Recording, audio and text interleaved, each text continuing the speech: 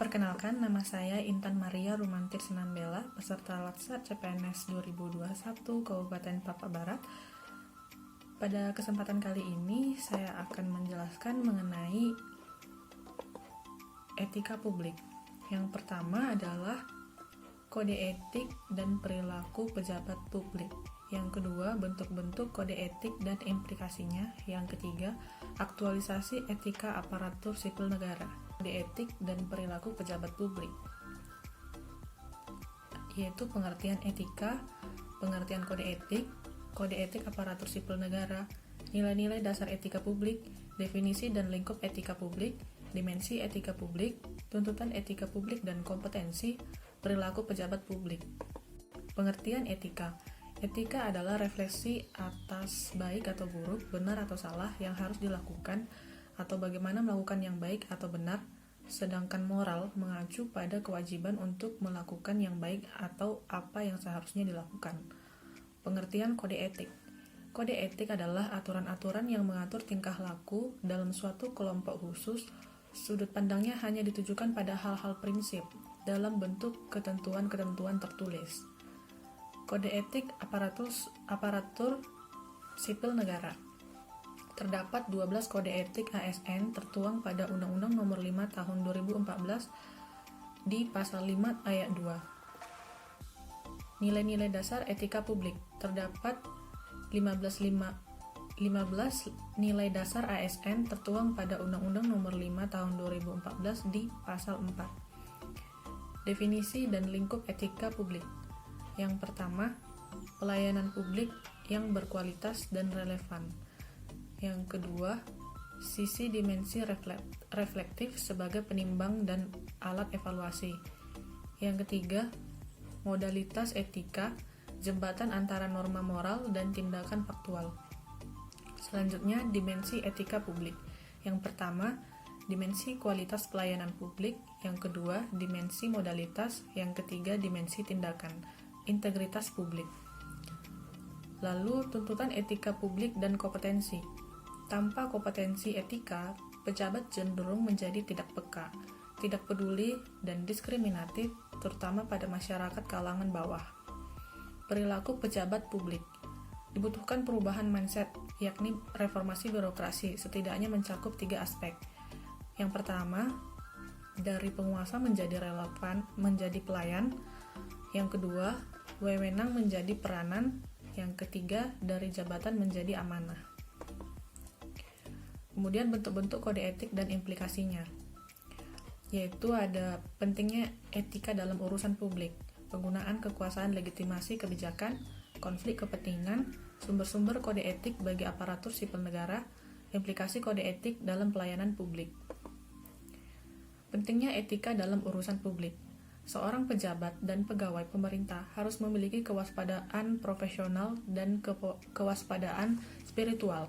Kewaspadaan profesional berarti bahwa dia harus menaati kaedah-kaedah teknis dan peraturan-peraturan yang terkait dengan kedudukannya sebagai seorang pembuat keputusan. Sementara itu, kewaspadaan spiritual merujuk pada penerapan nilai-nilai kearifan, kejujuran, keuletan, sikap sederhana dan hemat, tanggung jawab, serta akhlak dan perilaku yang baik. Penggunaan kekuasaan, legitimasi kebijakan. 1. Legitimasi kekuasaan kebanyakan bersumber dari religi atau keyakinan agama. Masyarakat tunduk pada kekuasaan raja-raja karena mereka percaya bahwa raja adalah satu-satunya manusia yang memegang amanat Tuhan serta memiliki kekuatan kodrat yang besar.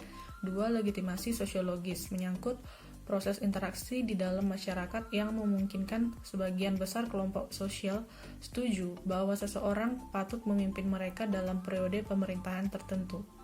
Yang ketiga, norma etika, menjadi penopang dari berbagai ideologi dan aturan-aturan hukum yang terdapat di dalam masyarakat. Konflik kepentingan adalah tercampurnya kepentingan pribadi dengan kepentingan organisasi yang mengakibatkan kurang optimalnya pencapaian tujuan organisasi. Sumber-sumber kode etik bagi aparatur sipil negara. Yang pertama, Peraturan Pemerintah Nomor 11 Tahun 1959 tentang Sumpah Jabatan Pegawai Negeri Sipil dan Anggota Angkatan Perang.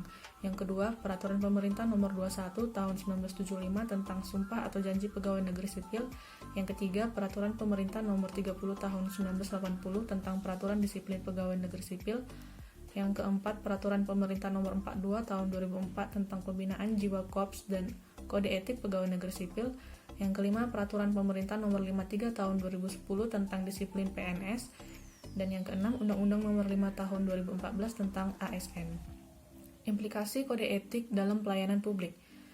Para pegawai dan pejabat perlu terus diingatkan akan rujukan kode etik PNS yang tersedia. Sosialisasi dari sumber-sumber kode etik itu beserta penyadaran akan perlunya menaati kode etik harus dilakukan secara berkesinambungan dalam setiap jenis pelatihan kepegawaian untuk melengkapi aspek kognisi dan aspek profesionalisme dari seorang pegawai sebagai abdi masyarakat. Aktualisasi etika aparatur sipil negara, yaitu pemanfaatan sumber daya publik, absensi dikjari, penerimaan tenaga honorer, pemberian hadiah atau cenderamata, konflik kepentingan dalam pengadaan. Seperti tertuang dalam Undang-Undang Nomor 5 Tahun 2014, terdapat 15 nilai-nilai dasar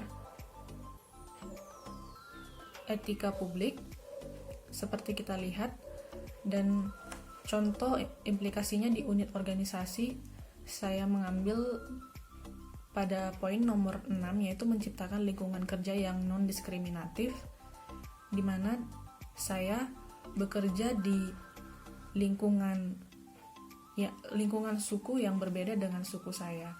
Saya bekerja di daerah suku Papa dan saya suku Toba, tetapi dalam bekerja saya berusaha untuk tidak membeda-bedakan suku dalam bekerja. Selanjutnya, pada poin 12, yaitu menghargai komunikasi, konsultasi, dan kerjasama. Seperti dalam surat menyurat, ketika saya membalas surat dan akan mengirim suratnya, sebelum itu dilakukan para koordinasi, mulai dari staf, kepala seksi, kepala bidang atau kepala subbagian, lalu sekretaris dinas, dan terakhir ditandatangani oleh kepala dinas.